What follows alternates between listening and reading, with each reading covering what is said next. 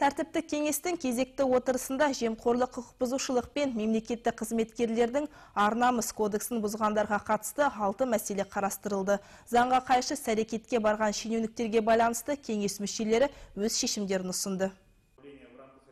Тәртіптік кеңестің кезекті отырысының күн тәртібіне 8 мәселе шығарылды. Оның бірі Булаев қаласы әкімінің орынбасарына қатысты болды. Ол жобалау сметалық құжаттарға сай келмейтін балалар ойнау алаңы бойынша орындалған жұмыстар актісіне қол қойған. Прокуратура района проведена проверка применения законодательства о государственных закупках. Аудан прокуратурасы Булаев қаласы әкімі аппаратының қызметін тексерді. 2014 жылдың 18 тамызында Медвежка селосының балалар ойнау алаңын абаттандыру жөнінде келісім жасалған болды.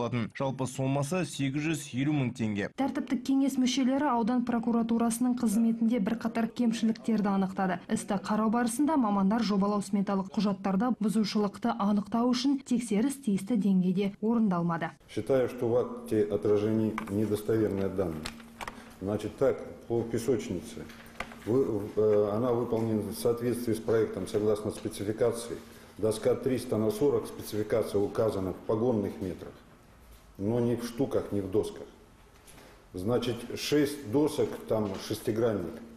Получается, 6 досок уже практически дает 9 погонных метров. Кеңес талқылаған келесі сұрақ Ақжар ауданының тұрғын үй коммуналдық шаруашылығы жолаушылар көлігі мен автомобиль жолдары бөлімінің жетекшісіне қатысты еді. Шенеунік автобустық маршруттарды субсидиялау мәселесін шешу барысында бірнеше бұзушылық жасады. Шешім комиссиясыз қабылданған, сонымен қатар тасымалдаушылардың ешқандай есептік мәліметтері де жоқ. Комиссия по пассажирским перевозкам не была создана до меня, моим предшественником.